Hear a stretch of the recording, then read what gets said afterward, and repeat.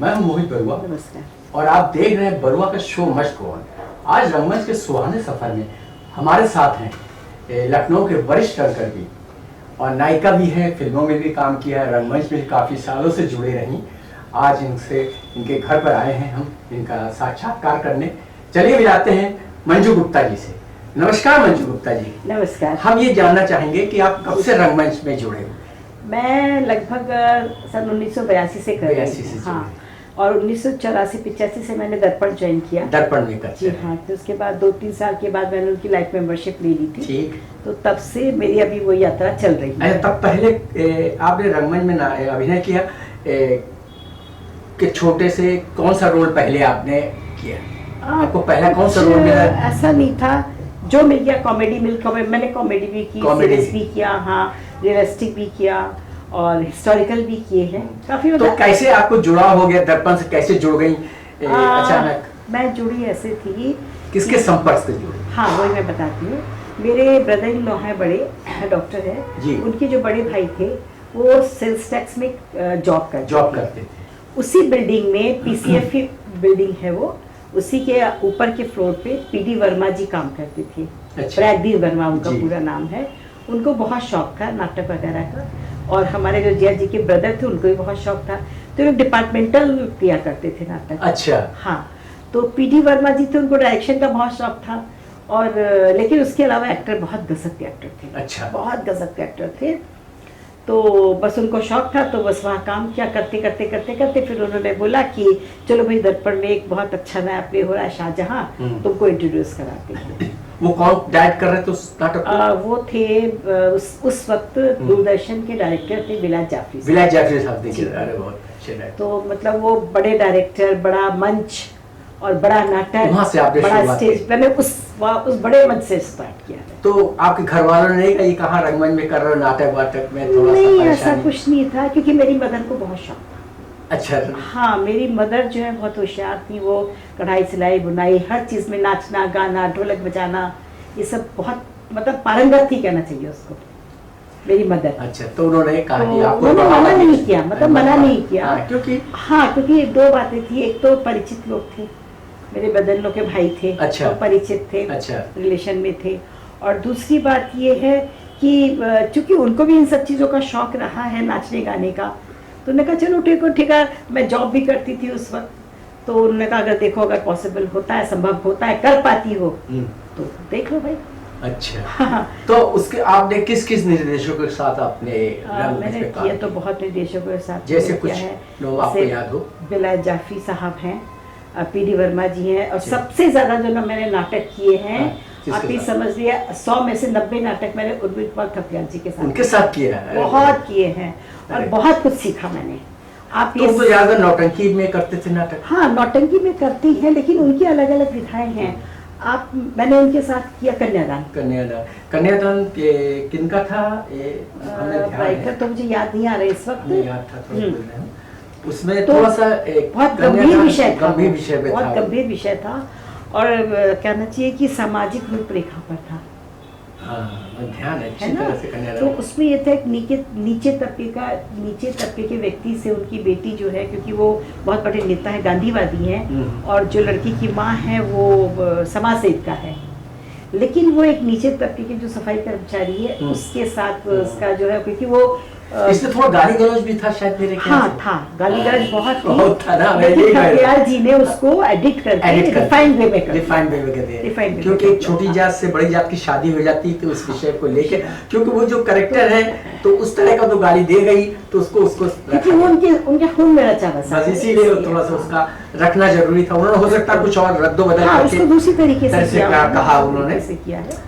तो उसके साथ फिर आपने नौटंकी शैली में भी किया? हाँ, नौटंकी मैंने हरिश्चंद्र किया। हरिश्चंद्र अभी एक उनका शो हुआ था। हाँ, तो उसमें आपको वो बुलाया गया था? गुलाब बाई मैं कर रही थी, मैंने बल्कि 10 दिन उसकी रिहर्सल भी की थी, लेकिन इत्तेफाकन क्या हुआ कि मेरी जो सबसे बड़ी सिस्टर है, उनका जो फंक्शन था, 50 साल शादी के हुए थे। हाँ। तो बहुत बड़ा फंक्शन था, 2-3 दिन का होटल में। अच्छा।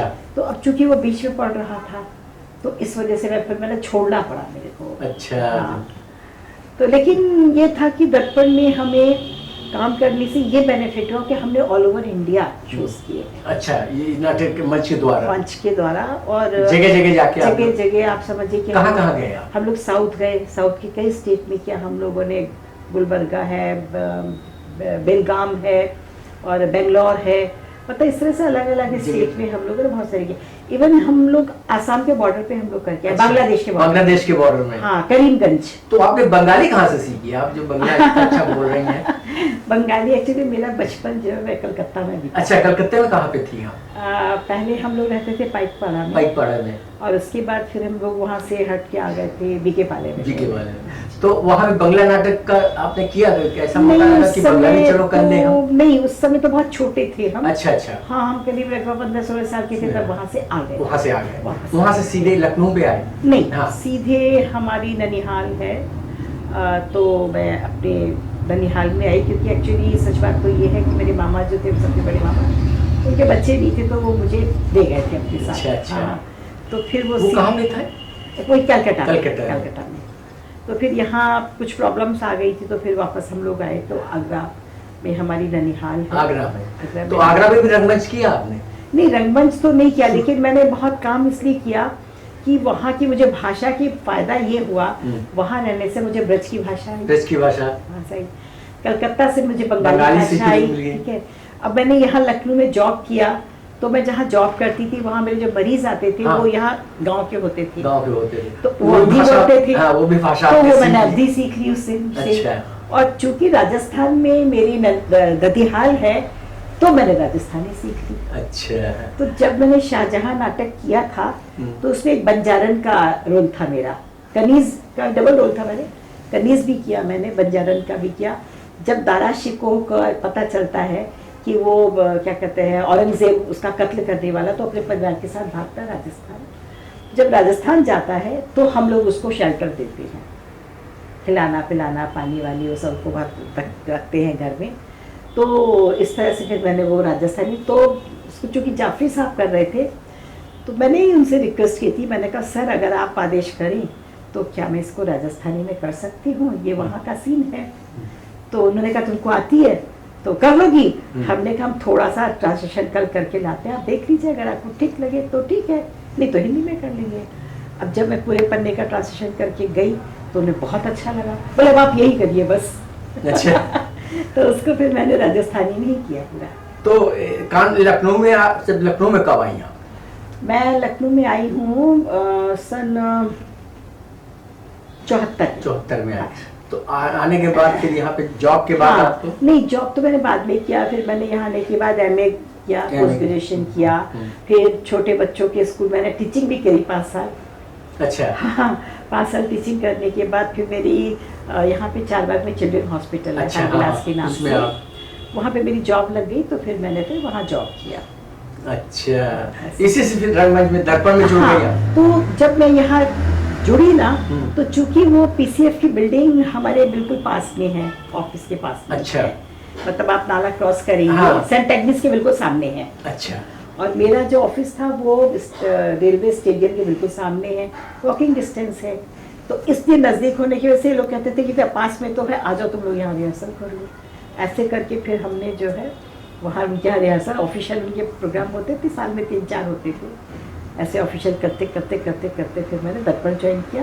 फिर दर्पण से तो फिर मेरी जो यात्रा चली है वो आज तक चल रही है। तो दर्पण के अलावा आपने किस किस और संस्थाओं से? मैंने सारी संस्थाओं से किया है। मैंने देखिए इप्टा से किया, मंचकृति से किया, क्या कहते हैं आपका कादम्बरी से किया, और विनोद मिश्रा की क्या है प्रयास से किया। हाँ, और क्या कहते हैं, मैंने सिर्फ आप ये समझिए बाबा का जो ग्रुप है नीपा सिर्फ नीपा को छोड़ के कोई कुलश्रेष्ठ जी के साथ नहीं किया। हाँ, उनके साथ नहीं किया कुलश्रेष्ठ जी, क्योंकि उसकी वजह थी, वजह ये थी कि वो लोग बहुत दूर रहते थे। हाँ, वो दूर है, तो आने जाने में वक्त इतना खराब होता है, जितनी देर हम उतना आने जाने में टाइम खराब हो जाता है। और आप देखते हैं कितना आजकल रश है, तो टाइम उनके साथ आपका करने का मौका नहीं है। उनके साथ नहीं कर पाए। तो आपने हालांकि मृदुला जी अभी भी चाहती है कि उनके साथ करूं।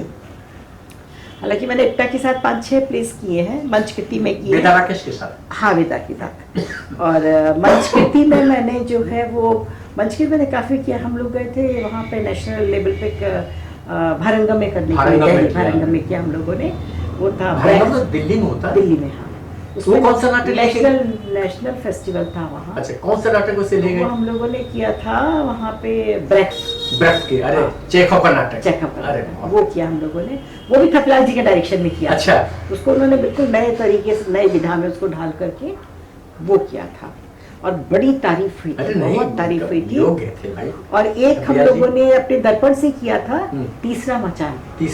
तीसरा मचान जो हम लोगों ने किया, उसका बिल्कुल पता, उसका कलर हर चीज फर्क थी।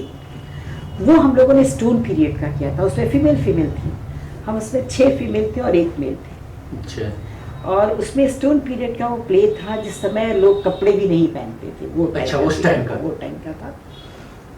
और पत्थर से आग जलाना, वो सब उस तरीके से करना। अब समस्या ये थी कि हम कपड़ा तो यूज नहीं कर सकते थे कॉस्ट्यूम के लिए, क्या करें।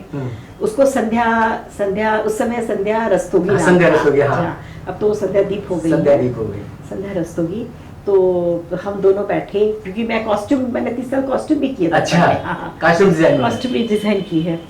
तो अब हम लोगों ने सोचा क्या किया जाए, कपड़े तो यूज कर नहीं सकते। फिर दिमाग चला हम लोगों का कि चलो जिनसे चप्पलें बनती है ना रैक्सिन से, उससे यूज करते हैं।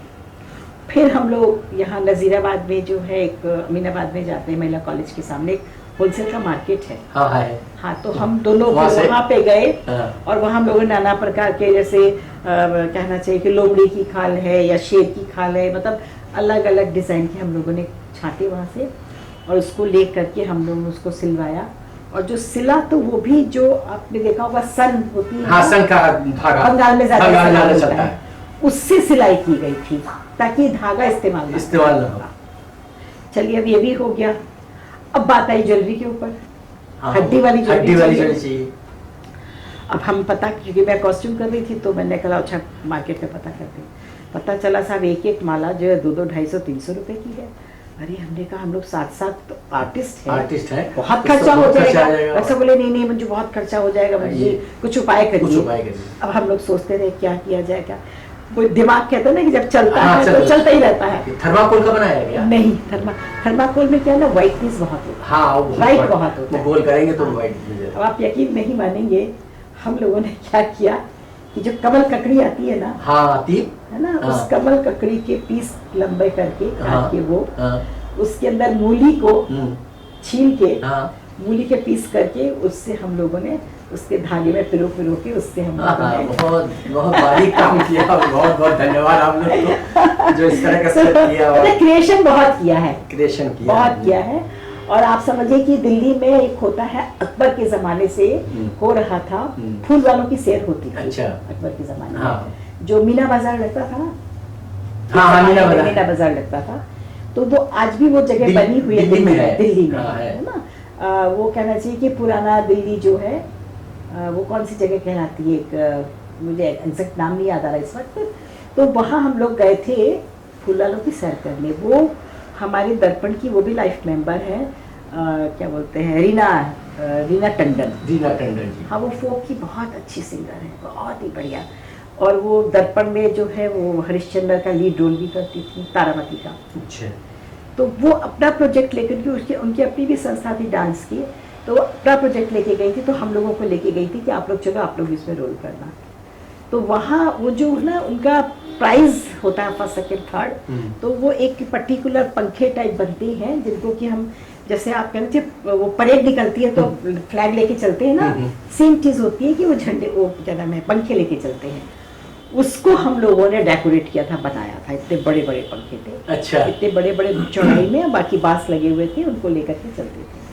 तो अब ये हुआ कि वहाँ भाई हॉस्पिटल में रिहर्सल होती है, हरभज में हम लोग रिहर्सल करते थे, हरभज हॉस्पिटल में, पांडरीवा में।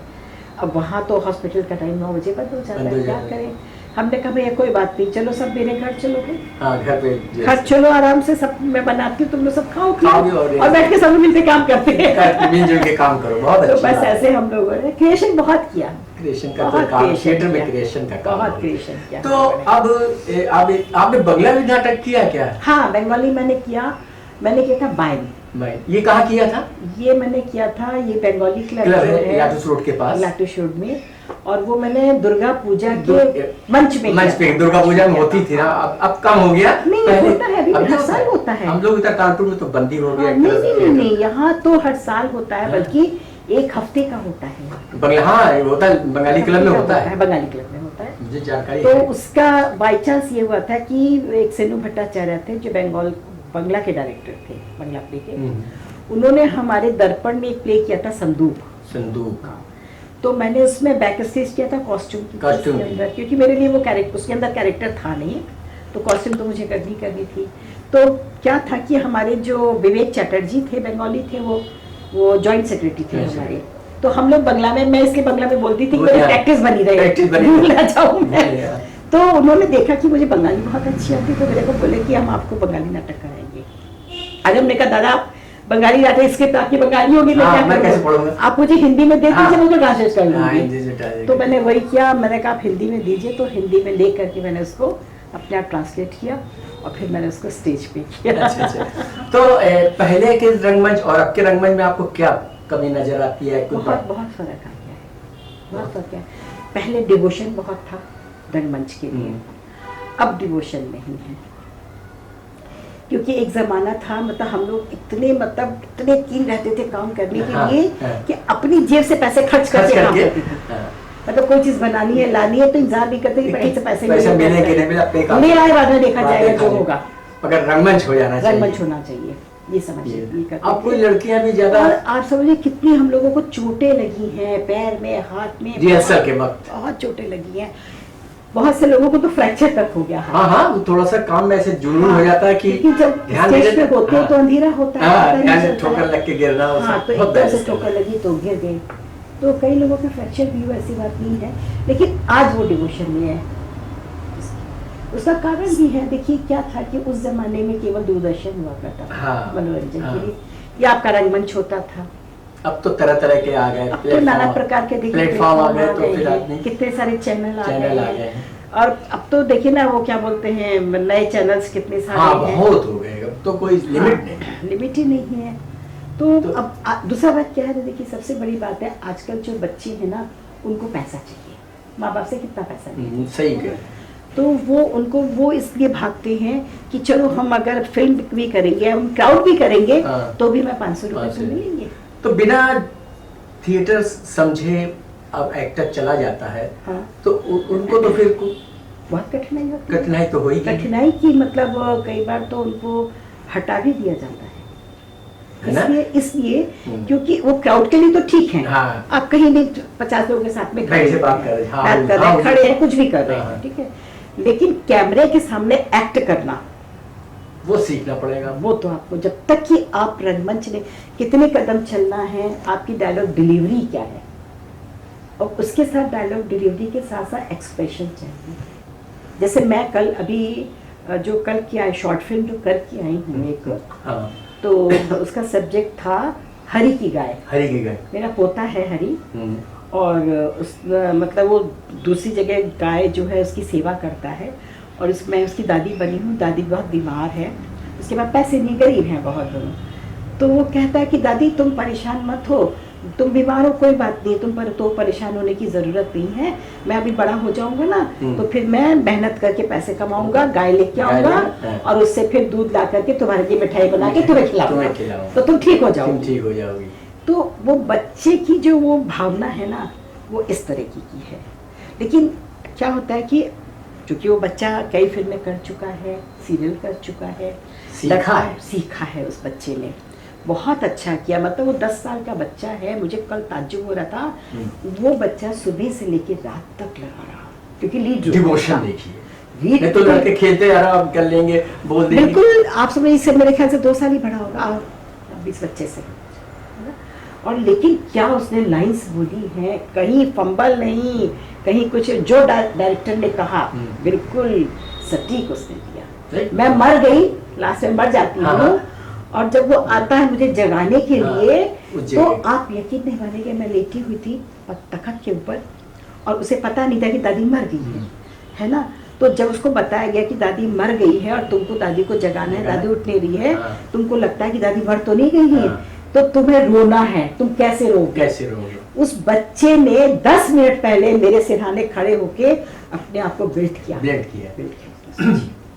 ये और होता आंखों में आंसू ला करके, और जब उसने मेरे को झकझोरा है हाँ। तो तब उसके आंसू निकले हैं, रोया है। नहीं नहीं, डिवोशन तो है ये कलाकार। देखिए। अरे बच्चे तो सीख पहले ले तो तो बच्चा है। वही आगे जाके अच्छा एक्टर बन जाता है। अब बताइए, अब जिसने स्टेज नहीं किया है वो कैसे कर पाएगा? बस यही हम लोगों को बताना चाहते हैं हाँ। कि बिना सीखे रंगमंच और फिल्म नहीं हो पाएगी। देखिए, रंगमंच के बिना आप फिल्म नहीं कर सकते हैं, करेंगे हाँ। आप कर लेंगे, लेकिन जो चीज चाहिए, जो डायरेक्टर को चाहिए वो नहीं मिलेगा तो आप हटा देंगे, बस आपकी बात आपके सही। सीन काट देंगे ना, हाँ काट दे, बिल्कुल काट आपके सीन काट देंगे। मान लीजिए आपके 10 सीन है, दे।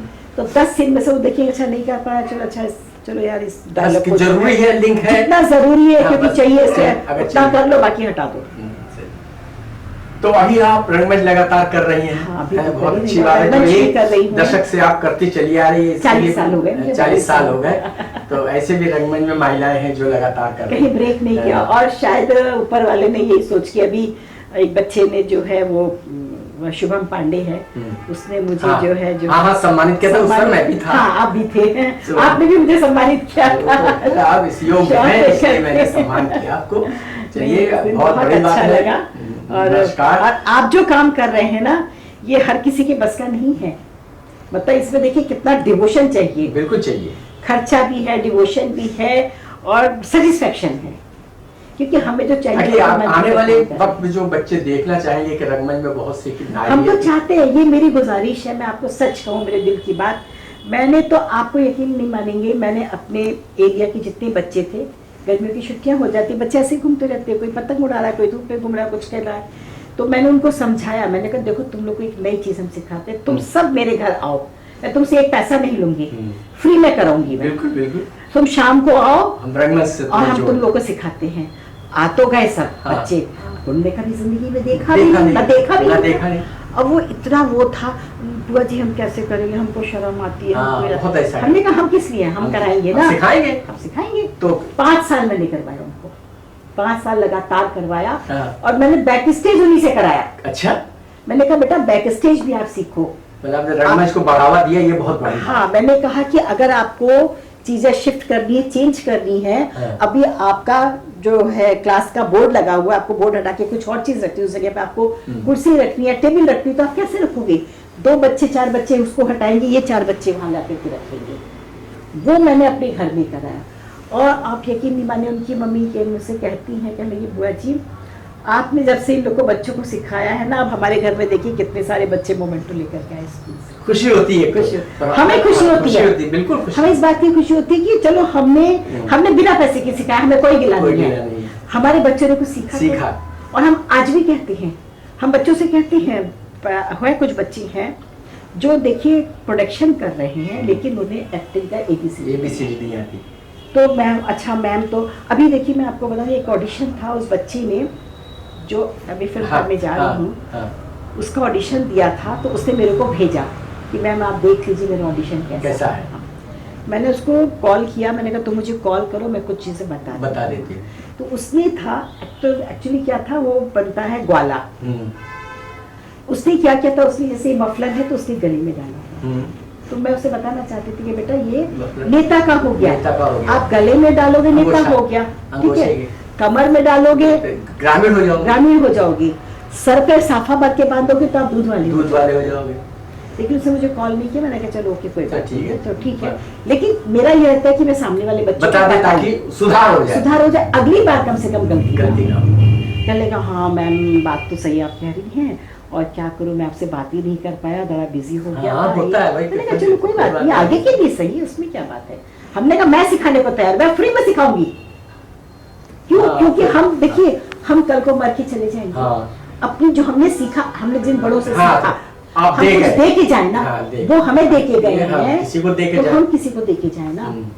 उन लोगों ने कहा, और मैं सच बताऊं, पीडी भाई की जो प्रयागदीन वर्मा जी जिनसे मैंने खड़े होना सीखा, जो आज मैं आपके सामने बैठी हूँ, वो सिर्फ उनकी वजह से बैठी हुई हूँ। मुझे खड़ा होना सिखाया कि आप पैरों को किस पोजीशन में रखिए तो आप 90 डिग्री पे कैसे कैसे turn घूमना है। करेंगे। ये सब चीज जानकारी है थिएटर में, तभी जाके फिल्म करता है। और मुझसे उन्होंने बात कहा कहने लगे मंजू जी हम तो मर के चले जाएंगे, मेरी चीज़ों को ख़त्म मत होने देना। नहीं, नहीं नहीं। पीटी भाई, मेरी तो कोशिश यही रहेगी मैं अपनी चीज़ को दे के जाऊँ। दे के जाऊँ।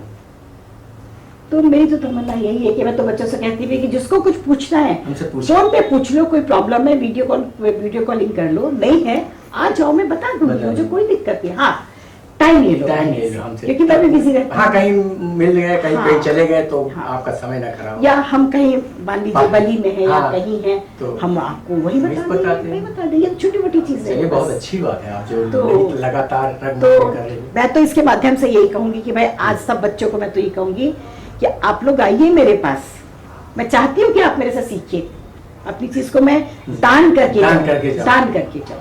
ये देखिए क्या है, सिर्फ पैसे का ही दान नहीं होता इंसान का, नहीं कि आप खाली पैसे का ही दान, शिक्षा का दान है और चीज़ों का ज्ञान है, ये सब देने वाली चीज़ें हैं, ताकि हमारे बच्चे देखिए, हालांकि आजकल के बच्चे इंटेलिजेंट बहुत है बहुत। बहुत इंटेलिजेंट है, लेकिन उनको तरीका नहीं मालूम है, वही आप सिखा के जाए, वो तरीका हमें बताना बता है। दें। एक ही चीज़ है, देखिए सिर्फ एक मफलर है, उसको आप उसी- अलग अलग तरीके से कैसे यूज बात है तो करेंगे तो उसका गेटअप बदल ही जाएगा बदल और जाएगा। हाँ। ये है। चलिए बस बहुत ये बहुत है। बहुत बहुत एक छोटी सी भेंट है जो मैं आपको देना चाहूंगा। अरे आप पृथ्वी- तो बहुत पहले हमें भेंट कर चुके अरे हैं, वो अलग बात चीज है, कुछ है। रंगमंच की अलग चीज है। अरे आपने तो आप तो बिल्कुल भार मुझे दे रहे हैं क्योंकि आप अपना काम में लगे हुए सब पूरा हैं। कोई गलती हो। अरे बहुत बहुत धन्यवाद, बहुत बहुत धन्यवाद। ये एक हम पृथ्वी रंगमंच की ओर से मंजू जी को देना चाहेंगे, वरिष्ठ रंगकर्मी रही है, तो एक सम्मान पत्र हम देना चाहते हैं मंजू गुप्ता जी को। अरे, ये इनके लिए बहुत बहुत धन्यवाद, बहुत बहुत धन्यवाद।